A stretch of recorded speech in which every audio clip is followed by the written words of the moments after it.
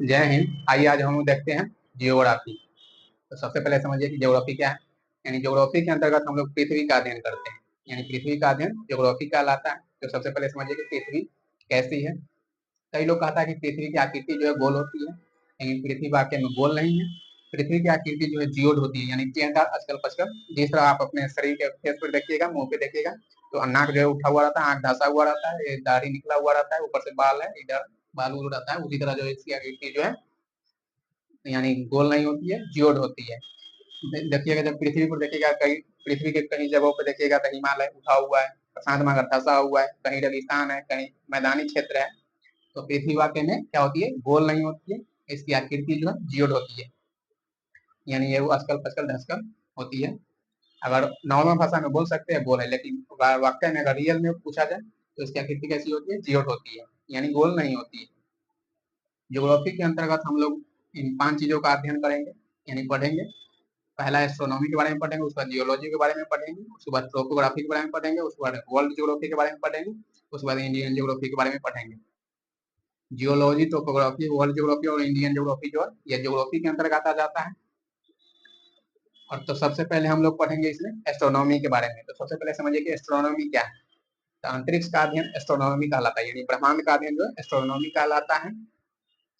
तो ब्रह्मांड किसे कहते हैं, तो ब्रह्मांड में देखिए, ऊपर जब आप आंख उठा के देखिएगा, ऊपर में जो भी चीज दिखाई देगा वो सारा क्या है, ब्रह्मांड कहलाता है। यानी ऊपर में जितने चीज दिखाई देगा आकाशीय पिंड, वो सारा क्या है, ब्रह्मांड कहलाता है।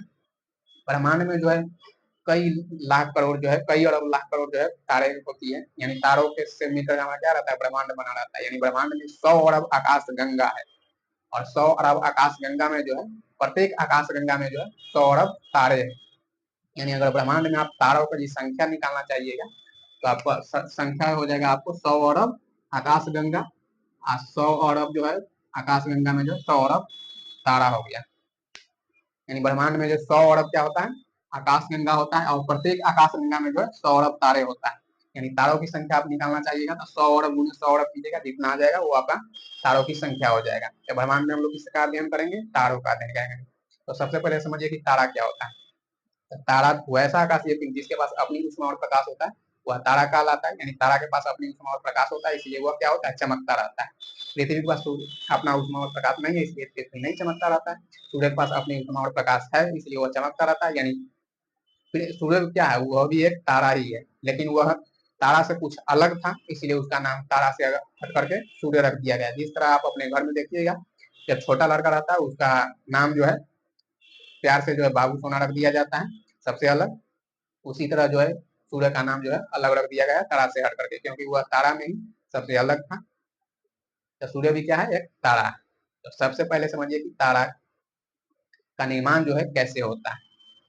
तो तारा का निर्माण जो है निहारिका से होता है, यानी नेबुला से होता है। तो सबसे पहले समझिए कि नेबुला यानी निहारिका क्या है।